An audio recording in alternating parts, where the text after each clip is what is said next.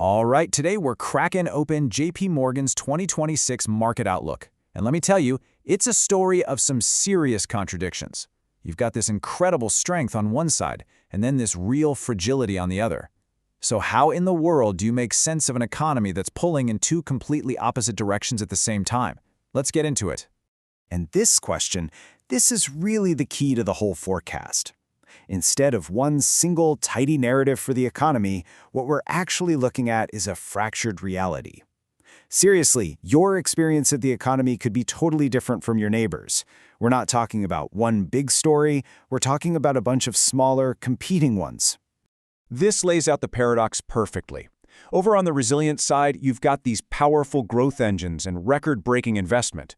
But then you look at the fragility side, and you see a weak labor market and these stubborn risks that just refuse to go away. You know, it's like the economy is trying to slam on the accelerator and the brake at the exact same time.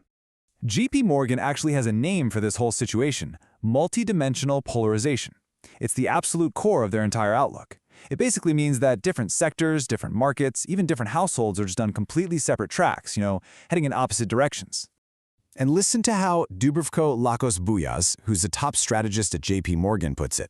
He says this isn't just some abstract theory. It's what they see at the very heart of the market, a really clear split between the parts of the economy supercharged by AI and, well, everything else.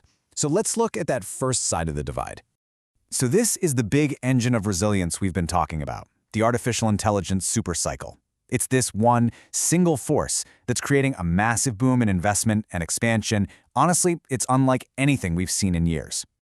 The report really hammers this home. This isn't just hype. Companies are pouring record-breaking amounts of capital, that's the CapEx, or capital expenditure, into building out their AI infrastructure. And all that spending, it's translating directly into explosive earnings growth for the companies that are leading the charge. Now check this out. This is where you see the sheer scale of the impact.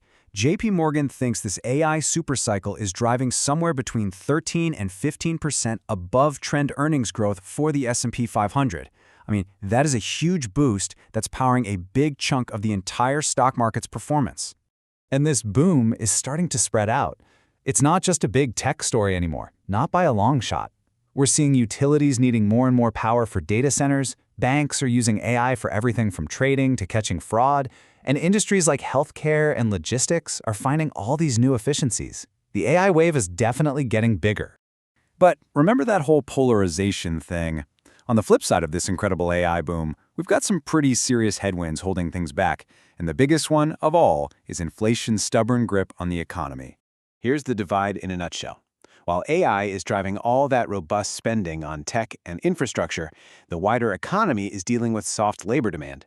Companies are investing big in technology, sure, but they're being way more cautious about hiring people, and that puts a real damper on consumer spending. So here's the kicker. Inflation just seems to be stuck. After all the big supply chain shocks faded, it's kind of settled in around 3%, and it just isn't budging. This really limits what the central banks, like the Fed, can do. They can't really step in to stimulate the parts of the economy that are struggling. Their hands are pretty much tied. And all this fragility, it adds up to a very real risk. JP Morgan pegs the probability of a US and global recession in 2026 at 35%. Now that's not a guarantee, but it is a pretty significant chance of a downturn, even while other parts of the market are just soaring. Okay, so what in the world does this all mean for investors? Well, this split creates what a lot of analysts are calling a K-shaped market, where some investments are on the sharp upward path while others are heading straight down. There are some very clear winners and losers. So despite all those risks, the outlook for stocks is actually surprisingly positive.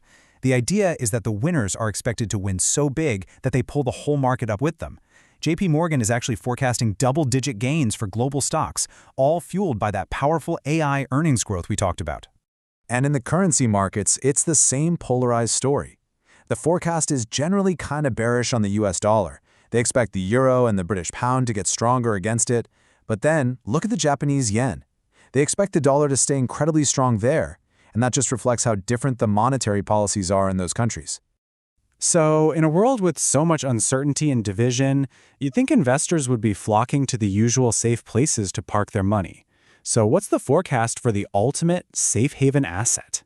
Get this. An absolutely astonishing $5,000 an ounce for gold. That's the call.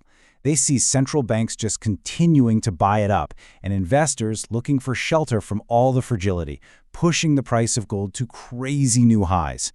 And for a perfect example of this market divergence, just look at oil. While gold is soaring, the outlook for crude is completely bearish.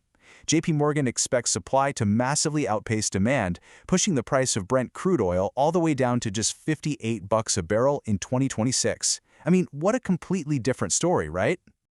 So how do we wrap our heads around all this? Well, navigating 2026 really means accepting this divided reality. It means understanding the different forces that are pulling the market in opposite directions. It's all about seeing both the risk and the opportunity at the same time. So if you take anything away from this, make it these three things. First, keep an eye on that AI theme broadening out beyond just tech. That's a huge sign of health. Second, watch that sticky inflation data like a hawk, because that's what's going to dictate what the central banks do. And third, just expect this divergence to continue. Not everything is going to move in the same direction. You know, this final quote from another JP Morgan strategist, Fabio Bossi, just sums it up perfectly. The landscape is one where risk and resilience are living side by side. The key to 2026 won't be about picking one story, but about figuring out how to navigate both of them at once. And that really leaves us with one final big question, because this isn't just about global markets. It affects every single one of us. In a world that's more and more defined by this K-shaped split, it's probably worth asking yourself, which path is my job, my industry, and my portfolio on?